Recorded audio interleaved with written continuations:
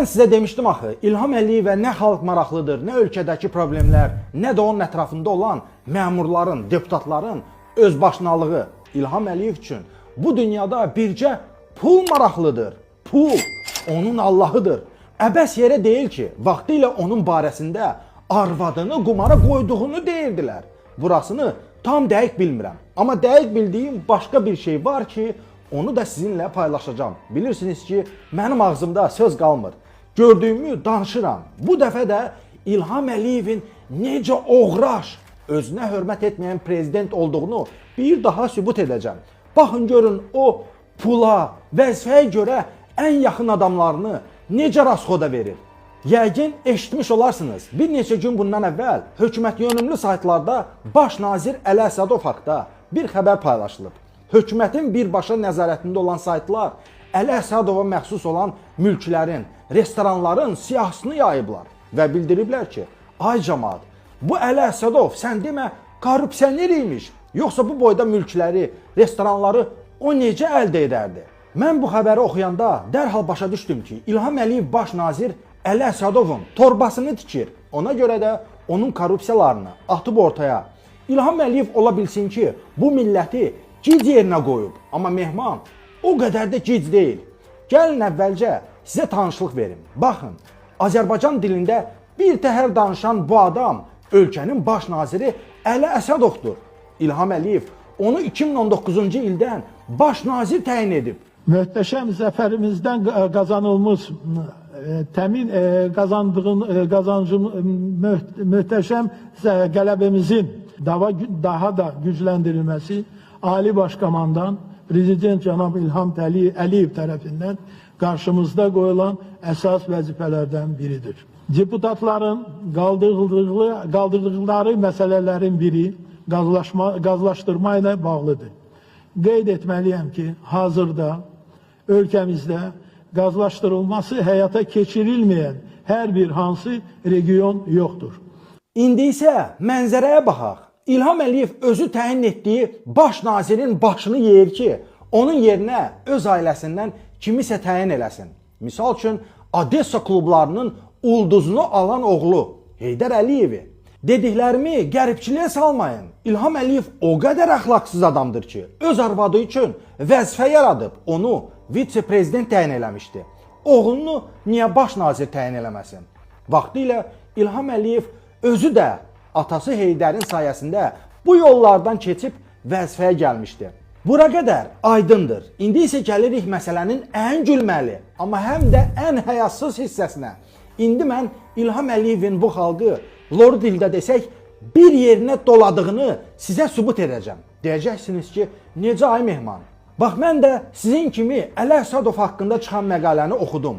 Ona məxsus restoranların siyahısına baxdım. Nə görsəm yaxşıdır. Bayılda Bayraq meydanı yaxınlığında yerləşən Mangal Steakhouse restoranı. Sən demə, Əli Əsədovun imiş. Güya bu mal mülklərin üstü indi açılıb.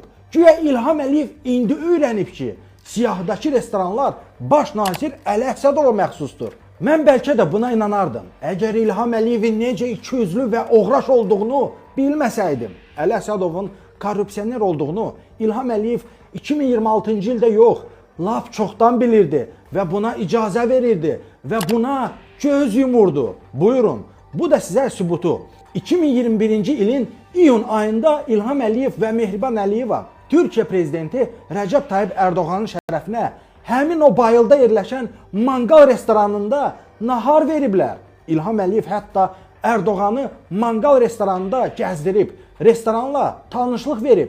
Həmin günün videosu Mehman Hüseynov da var. Budur, İlham Əliyev tayfası ilə birlikdə mangal restoranındadır. Sonra Ərdoğan gəlir, birlikdə şəkil çəkdirib, yeyib içirlər. İndi siz mənə deyin, mənim müdrik izləyicilərim, elə bir şey ola bilərmi ki, İlham Əliyev arvadı ilə birlikdə başqa bir ölkənin prezidentinə restoranda qonaqlıq verə, amma o restoranın yiyəsindən xəbəri olmayan? Ola bilərmi ki, İlham Əliyev çörək yediyi restoranın kimə məxsus olduğunu bilməyə? Əlbəttə ki, yox. Onun hər şeydən çox gözəl xəbəri var idi. Bəli, bu gördüyünüz Mangal Steakhouse restoranı baş nazir Əli Əsədovundur. İlham Əliyev 2021-ci ildə orada yeyib içsə də, Əli Əsədovu çağırıb deməyib ki, "Akop oğlu, sən bu restoranı hansı pulla almısan?" Yaxşı, deyək ki, Alyonanın Odessa ulduzu olduğunu o vaxt bilməmişdi. Alyona prezidenti aldatmışdı, keçmişini gizlətmişdi. Əliyev də onu abırlı, ziyalı qızı bilib oğlunu almışdı. Bəs yaxşı, ölkə prezidenti Bakının göbəyində oturduğu restoranın sahibini necə bilməmiş olar? Arxasınca 50 maşın kortej gəzən prezidentin oturduğu yerlər də əlbəttə ki, öncədən araşdırılır. Xüsusilə də oturduğu restoranda başqa ölkənin prezidentinə qonaqlıq verirsə, İlham Əliyev nəinki restoranın sahibini tanıyırdı. O elə öz adamının restoranı olduğu üçün oranı seçmişdi. Çünki bu murdar xislətli tayfa heç vaxt gedib sadə insanlara xeyir verməz. Şəhərin ən dəbdəbəli restoranları, mal mülkləri, obyektləri Əliyevlərin və onların ətrafındakı məmurların, deputatlarındır. Bunu da İlham Əliyev hamımızdan yaxşı bilir. Əliyev niyə 2021-ci ildə Əli Əsədova qarşı tədbir görmürdü? Çünki o el dili ilə desək, osturan kukladır, fuflodur. Cənab İlham Əliyevin prezidentlik dövrünün Ali Başkomandan Prezident Cənab İlham Əliyev tərəfindən Əli Əsədovun quyusunu qazmağın vaxtı indi çatıb deyə korrupsiyanı bəhanə eləyib onun başını yedi.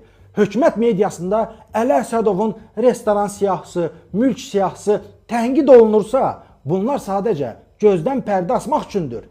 Əliyev yalnız və yalnız özü kimi oğru və korrupsionerləri vəzifəyə təyin edir. Ona özü kimi cinayətkarlar lazımdır ki, xalqı sümürsünlər, dolyasını da həmişə vaxtında çatdırsınlar.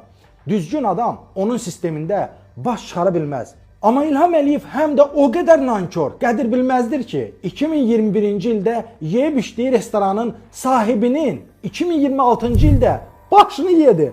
Aha İlham Əliyev, sən Əli Əsədovun restoranında arvadınla bərabər çörək kəsmisən. O çörək sənə qənim olsun. O çörək elə gözünü kör eləsin.